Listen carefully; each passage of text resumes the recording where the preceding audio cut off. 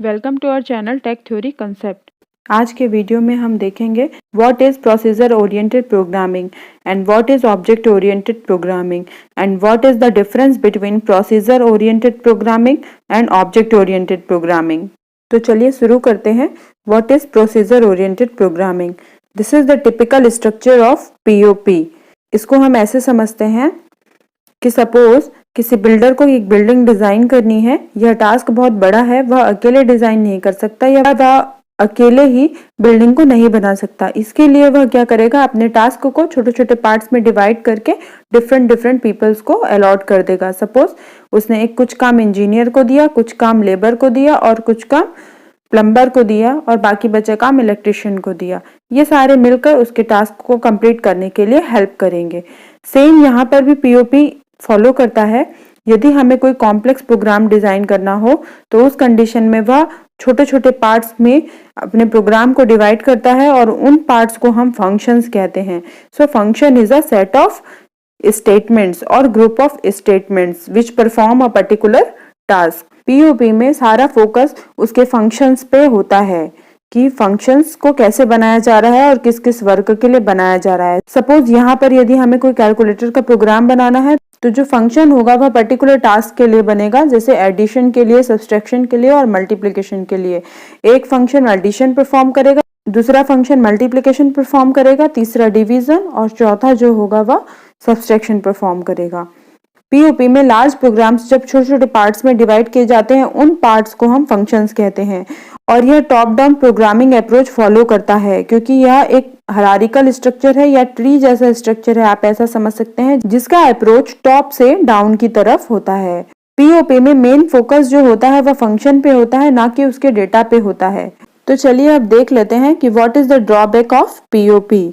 यह जो डायग्राम है यह एक रिलेशनशिप शो कर रहा है डेटा और फंक्शंस के बीच में, जो कि पीओपी में होता है।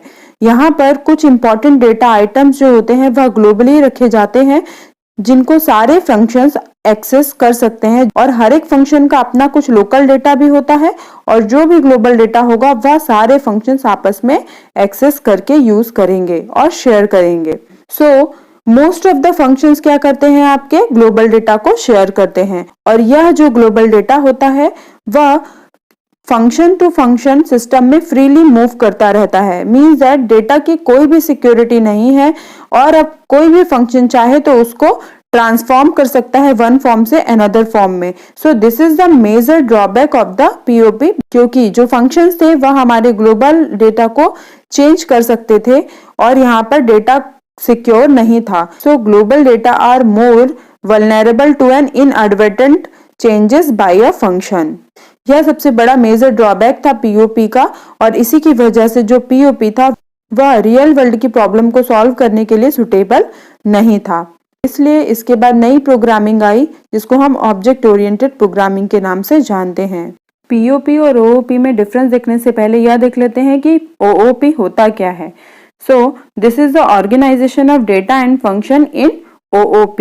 यहाँ पर हम देख सकते हैं कि हमने डेटा और फंक्शन को एक ऑब्जेक्ट के अंदर रैप करके रखा हुआ है। इसको हम ऐसे समझते हैं कि सबसे पहले सपोज हमें एक चॉकलेट मिल रही थी जो कि ओपन थी, जिसके ऊपर कोई रैपर नहीं था पीओपी में, या सिक्योरिटी नहीं थी।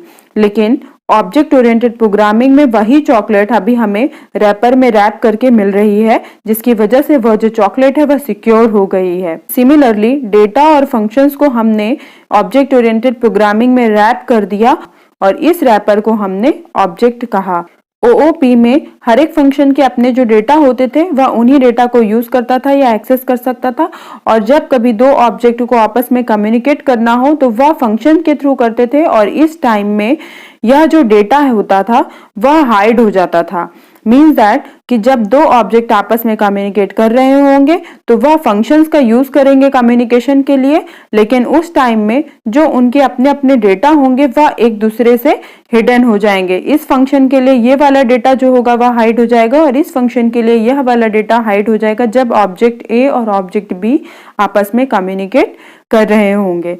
सो ऑब्जेक्ट ओरिएंटेड प्रोग्रामिंग जो है वह डेटा हिडन की फैसिलिटी प्रोवाइड करती है।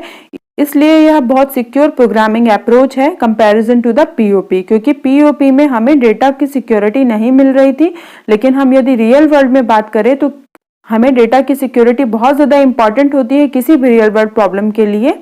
तो object oriented programming real world की प्रॉब्लम को सक्सेसफुली मैनेज कर सकता है। कुछ इंपॉर्टेंट पॉइंट्स हैं ऑब्जेक्ट ओरिएंटेड प्रोग्रामिंग से रिलेटेड, क्योंकि ऑब्जेक्ट ओरिएंटेड प्रोग्रामिंग में हमने जो देखा टोटली उसका जो फोकस था वह डेटा पे था, ना कि फंक्शंस पे था। Emphasis is on data rather than procedure. और प्रोग्राम्स जिन पार्ट्स में डिवाइड होते हैं उनको हम ऑब्जेक्ट्स कहते हैं इसमें, और डेटा जो होता है वह हिडन हो जाता है और किसी भी एक्सटर्नल फंक्शंस के थ्रू एक्सेस नहीं होता है जब दो ऑब्जेक्ट्स आपस में कम्युनिकेट कर रहे होते हैं। किसी भी नए डेटा और फंक्शंस को ऐड करना काफी इजी होता है ऑब्जेक्ट ओरिएंटेड प्रोग्रामिंग में। ऑब्जेक्ट ओरिएंटेड प्रोग्रामिंग जो है वह बॉटम अप अप्रोच को फॉलो करती है। तो चलिए देख लेते हैं पीओपी वर्सेस ओओपी। पीओपी में जो मेन एम्फेसिस होता है वह फंक्शंस पे होता है, लेकिन ओओपी में जो मेन एम्फेसिस होता है वह डेटा पे होता है टोटली, ना कि उसके प्रोसीजर पे। पीओपी में लार्ज प्रोग्राम्स छोटे छोटे पार्ट्स में डिवाइड होते हैं और उन पार्ट्स को हम फंक्शन कहते हैं, और ओओपी में लार्ज प्रोग्राम्स छोटे छोटे पार्ट्स में डिवाइड होते हैं और उन पार्ट्स को हम ऑब्जेक्ट्स कहते हैं। पीओपी जो होता है वह टॉप डाउन प्रोग्रामिंग अप्रोच को फॉलो करता है, जबकि ओओपी बॉटम अप अप्रोच को फॉलो करता है। और पीओपी में डेटा जो होते हैं वह फ्रीली मूव करते हैं सिस्टम में from one function to another function, लेकिन ओओपी में जो डेटा होता है वह हिडन होता है और एक्सटर्नल फंक्शंस के थ्रू एक्सेस नहीं होता है। इसलिए यहाँ पे जो डेटा होता है वह हमारा बहुत ज़्यादा सिक्योर होता है। हम जानते हैं कि पीओपी में जो मेन फोकस होता है वह उसके फंक्शन पे होता है, ना कि उसके डेटा पे। बट ओओपी में जो मेन फोकस होता है वह उसके डेटा की सिक्योरिटी पे होता है, ना कि फंक्शंस पे। किसी भी नए डेटा और फंक्शंस को ऐड करना पीओपी में इजी नहीं होता है, लेकिन किसी भी नए डेटा और फंक्शंस को इजीली ऐड किया जा सकता है ओओपी में। पीओपी में डेटा हाइडिंग की फैसिलिटी नहीं है, इसलिए यह लेस सिक्योर है, लेकिन ओओपी जो है वह डेटा हाइडिंग की फैसिलिटी प्रोवाइड करता है, इसलिए यह बहुत ज़्यादा सिक्योरिटी प्रोवाइड करता है। एग्जाम्पल जो है वह पीओपी के वह सी है, विजुअल बेसिक है, पास्कल है और फॉर्टिन है।